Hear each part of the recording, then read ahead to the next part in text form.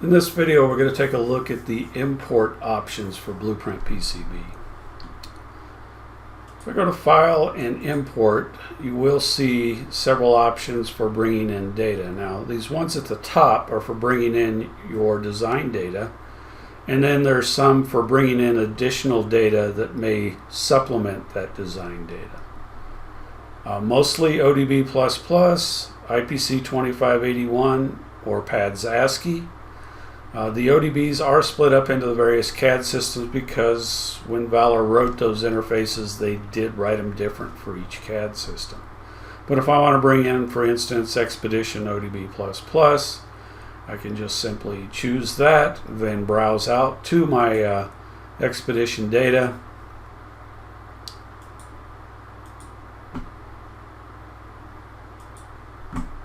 And hit import, and it will go ahead and bring that in, and I can start documenting my design. Okay.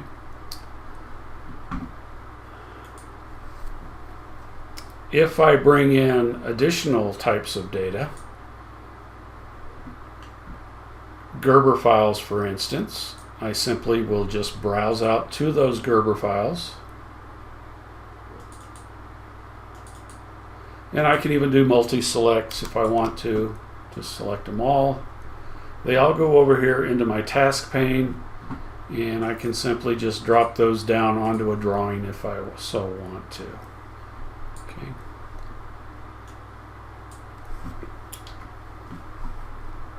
I can also import DXF files.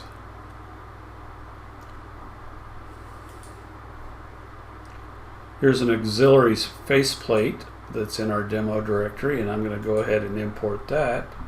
And then again, just like we did with the Gerber, I can drop that down onto a page. I can manipulate that how I want to. I can even edit it if I wanted to and convert it so that it becomes blueprint elements.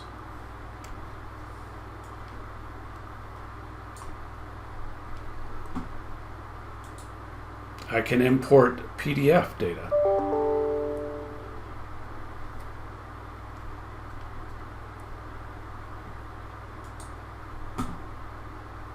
Here I have a title block that's done in PDF. I import that.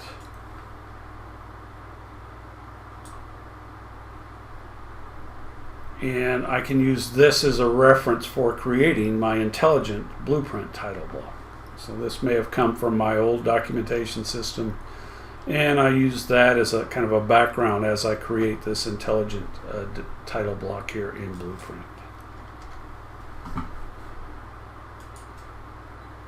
You can also import step models. If I go out here, we have a singular step model, which is all that is supported currently. I can import that. I can resize it as I want to.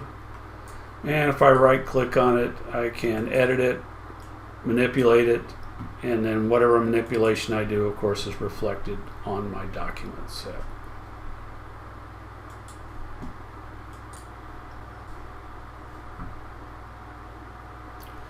We can also bring in parts list information. Now, there is a parts list that came in with the design database, but that may not be complete. You may have manufacturing parts, manufacturing part numbers, manufacturer name. We did this real simple in this example. We have a bin number, which eventually ends up being the item number. Since we do our own assembly here, they provide a bin number which we pull for parts from, and then we put that down onto a page. So in this case, I'm going to browse out to that particular file, walk through some parsing here, and we are going to have a new field called bin number,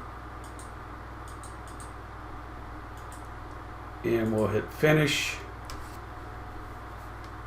and it's able to bring that in. If we go to the parts list manager now and we scroll over, we should see bin number here somewhere. There we go.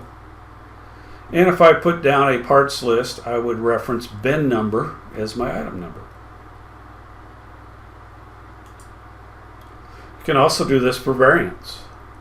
So you created a variant over in your schematic program or elsewhere, and you want to bring that in and put that down onto a page. Well, it's the same idea. We're going to go variant parts list. We're going to browse out to that variants parts list.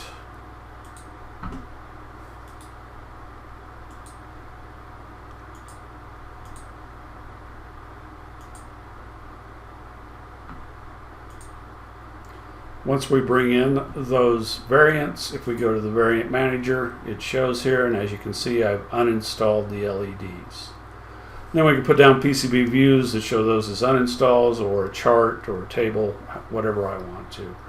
But these are other options for importing data into BluePrint PCB.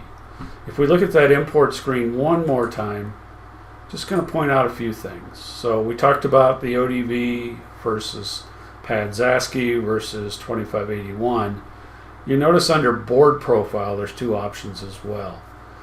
Well, those are for just bringing in your board outline, not the data themselves. So that's if you just want to create, say, a panel drawing and just wanted to use the outlines of the data. And then the last one is this standard ODB. This would be if you went through something like Genesis first or another ODB creation program and want to use that file in BluePrint. But these are the import options for BluePrint.